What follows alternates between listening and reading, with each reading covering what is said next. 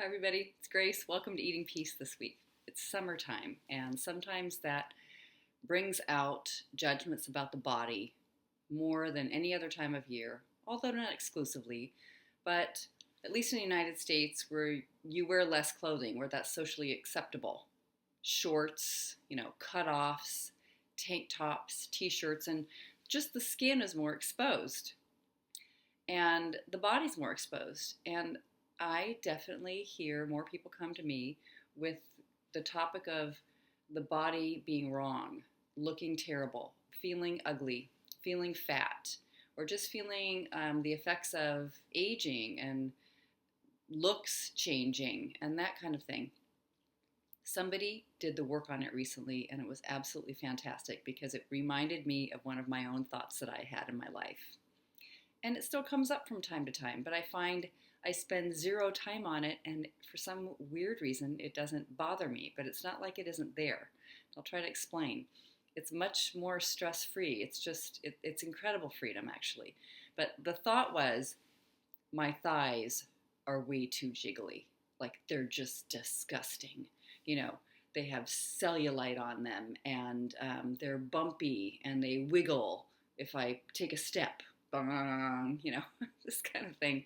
But I mean, really, here's one thing you can do, and this is what I did in my own mind that might be helpful, is imagine an entire audience before you. Like, everybody's actually staring at you on the beach, and you're walking down the beach in a bikini, or you're on stage, on camera, on stage in front of thousands, and you come out in the middle of the stage and there's spotlights all over you, and you have on hardly any clothing at all, and everybody can see exactly what your body looks like, and you even turn slowly around. If you feel worried about the back of you and how your butt looks or your thighs or something, imagine that. Just imagine that everything is completely out in the open. It's so exposed because in many ways that's exactly what the worst case scenario is. That's what we're most afraid of. We're afraid somebody's going to see it, somebody's going to notice and also be judgmental and feel grossed out and disgusted. Or maybe in a lover situation, situations where you really are actually exposed and or with other people. Let's just put it that way, that you're out on the beach somewhere and you're, lots of your skin is showing. But of course, in intimate relationships, so people feel this way, it gets sort of tied in with sexuality because of knowing that what sexuality, there's less clothing worn when you are being sexual. So all these situations that can raise huge, frightening, almost terrifying feelings within people, and then they even feel bad for feeling bad about their body. Like, I shouldn't be so superficial. I shouldn't care that much. I should just let it go. But just noticing that thought still alive and well and holding on strongly. So somebody just shared with me recently. She came and she said that she felt this way about her thighs especially, and some about her stomach. And she still noticed sort of the parts that her eyes went to on her body that she felt like were ugly and she didn't like the looks of, and she wished she could change the appearance and had even tried multiple times in her life. Sometimes that kind of moment early on, the criticism of the body, is where early thoughts about food and eating and wanting to limit yourself or disordered or unbalanced eating enter. Really interesting. I mean, it all has to be this perfect storm of criticism of the body, linking that to, oh, it's the way I eat, so I'm going to fix that or change it and not work just inherently with what's natural for me, but I'm going to try to control it. And then that sets off sort of the cascade of off-balance eating, kind of more extreme eating. That certainly happened for me when I was a teenager. So I remember what it was like to eat and not be afraid of eating. Yeah, I really remember that. Now, some people, it's so early on, they can hardly remember eating and not being afraid of eating. But you were like that probably when you were a baby. So everyone's got not being afraid of eating within them, inherently within them from when they're born. And also not judging the body inherently within them from when they're born. You don't even know what a body is. I mean, you don't even, yeah, you definitely don't have any kind of concept for quite a few years of your body needing to look different than it does or being ugly. But it does, unfortunately, enter the picture, and maybe even early that you first become aware that somebody's body could be ugly, even if it's not yours, and that it could repulse somebody else, and they might not like you because of the way your body looks. And that can happen pretty early. So here's something to do, is just first imagine that scenario. So this person was doing the work and she had written a worksheet that is writing down all your stressful thoughts about her body as if she was looking at herself in the mirror. And what I suggest to kind of up the volume on the stress and tension is to actually imagine that somebody's invited you to go on stage and show your body to as many people that everyone that you know is going to be in the audience. I mean, really imagine doing that. Because if that's sort of a fake situation. It's just a made up thing. But the tension that you have about the potential of being out there in the open, say if it's summer where you live, maybe you are actually invited out to go swimming. And you'll need to take off a lot of your garments that cover your body more. People get in the water in bathing suits. So you can imagine, maybe that's actually happened with you. But you can imagine doing this scenario where all these people are watching. And so if you do say, but that's imagination, it's not real, what I like to remind people is the perceptions you have of your body being ugly are also not real. That's also in your imagination. It's not the whole picture. I'll show you how. So you write down the thoughts that you have that are really disturbing about your body with all the people looking. What are they thinking about your body? If they just had unedited, free reign to say whatever that is that they're saying and you could hear what they were thinking, what would they have to say? Write that down. And mine were, they're just so disgusting and they'd be so repulsed and this is what they would think about me. Really spend some time there identifying those stressful thoughts. What does it mean? They would think I'm undisciplined. They would think I'm somebody who stuffs myself with food. They would think that I'm somebody who doesn't work out enough or exercise, and therefore I'm lazy, and therefore I'm unworthy of being in a partnership with or hiring on the job. Or, it can go quite far. What is it that they're thinking? Maybe they just look past you because you're not good enough in the body. They're not interested because of your body, or even repulsed because of your body.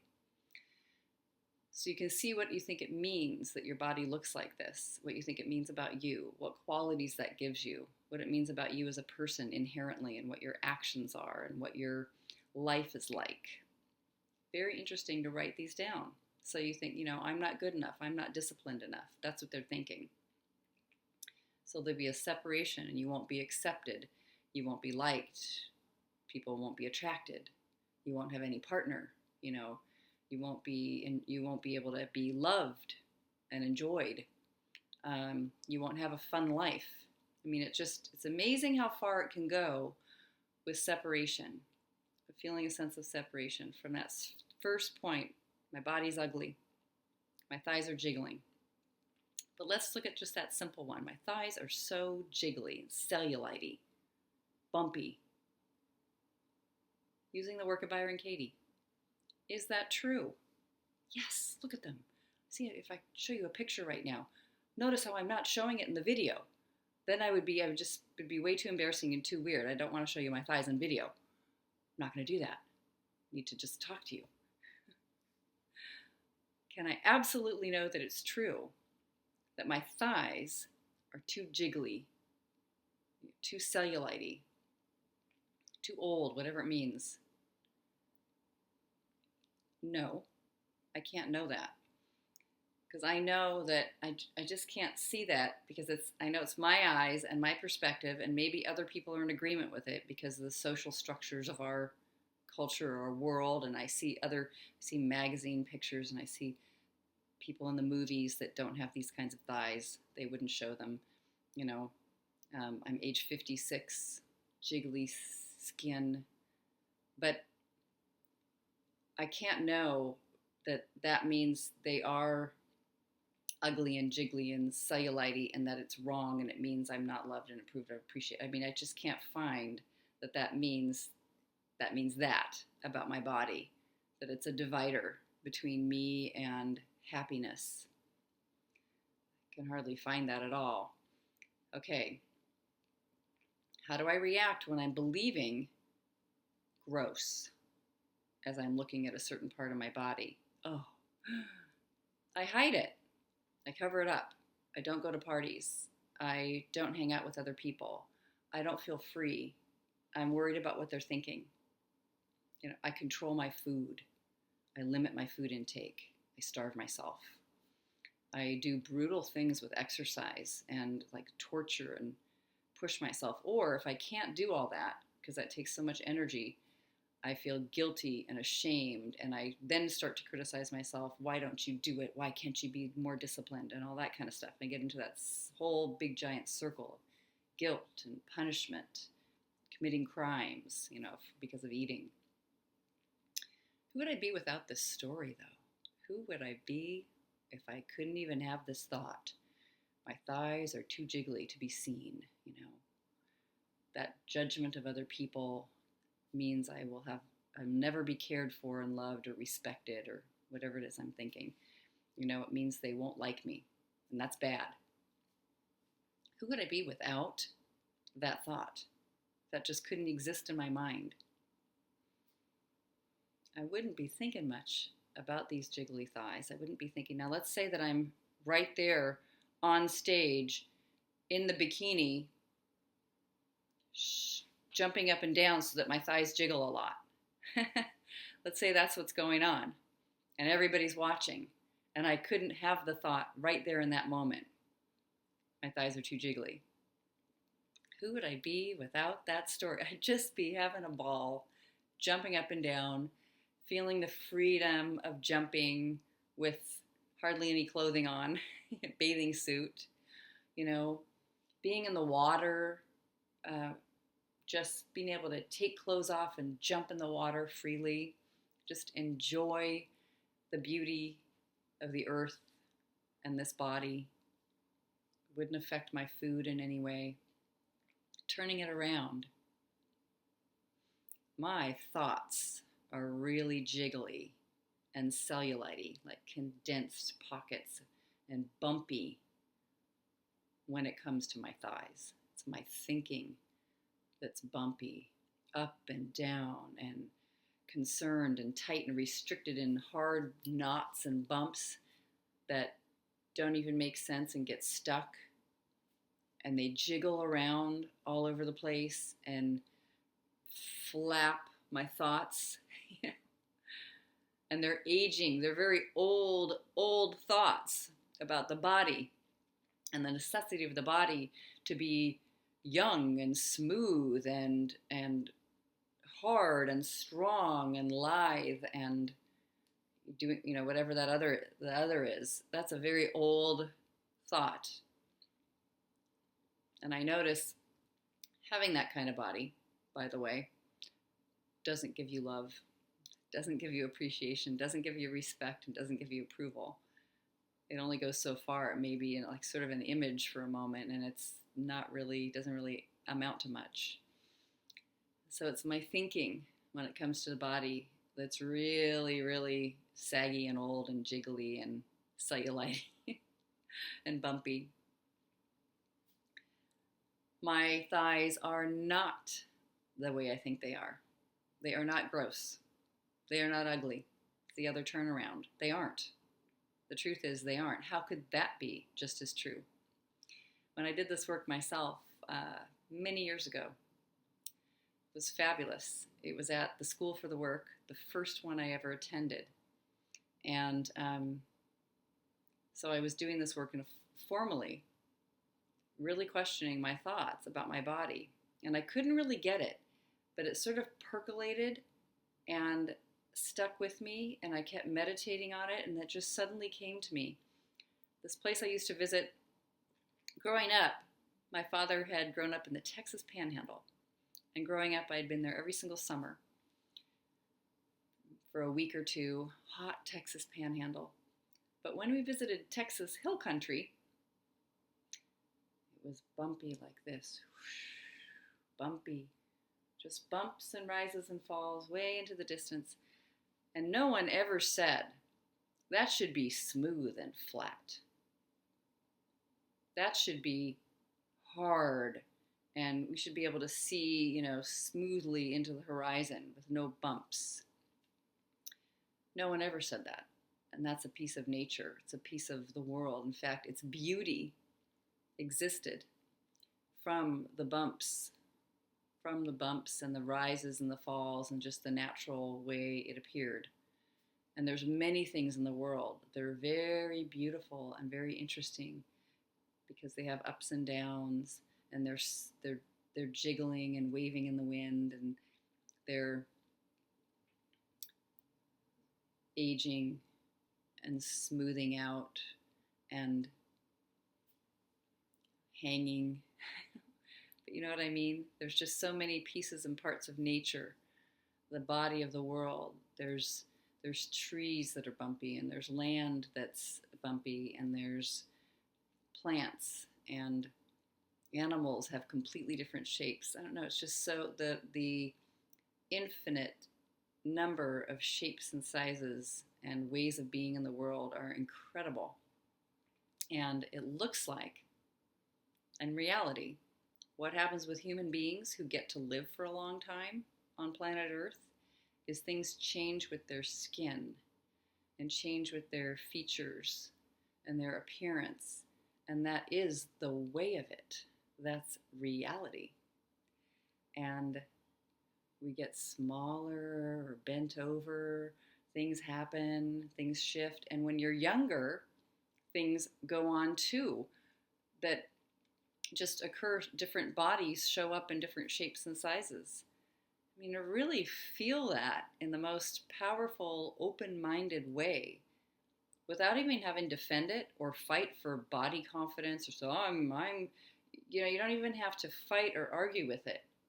Like stand up for something. You're just being it, being the way you are in this particular moment in time. And I can tell you that feeling an openness and a beauty and a sense of compassion and a sense of connection about your body, that is going to bring you more sweetness and more kindness in every part of your life, including eating, than hating your body is going to do.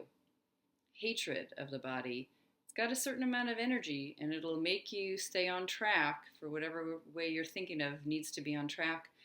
Sometimes intense discipline or condemnation. It's like being in prison. That has a lot of energy to it, but the power of love and compassion, just acceptance, if you are able to begin to look in the mirror and accept exactly what you see without that condemnation energy, that is going to bring you more freedom and peace than any kind of that discipline. Sure did for me. And it's just the way it is. And it doesn't necessarily mean that I know, this body that I have now would look like something on a Hollywood movie, but it's not required that it would. And I'm also not an actress, so I don't need to look like that. But I can be freely in this body the way it is, and it's actually so perfect for me. So perfect for me. I just can't tell you how perfect it is for me. I can find advantages. So see if you can find advantages for your being exactly the way you are and the shape you are at this point in time. I think it's just awesome and amazing. It kind of has made me, it's like a slowed down, relax. I've been in one relationship for a long time that feels really steady and sweet, and always still learning more inwardly about myself, focusing on other things in life, and still also learning how to take care more gently of a body that's aging by doing yoga for the first time in my entire life, and other kind of quieter, sweeter things, walking more in my life than I ever did before when I used to be a runner. So there's just so many advantages, and you can see what they are for you. You know, these topics that I bring up, these examples for me happen to be just right for somebody my age and my place and my where I am in the world. But you've got ones that are fit just right for you too. Every single time. Even if you think other people don't agree with you. All right. Thinking is jiggly. Let me know how it goes. Bye, everybody.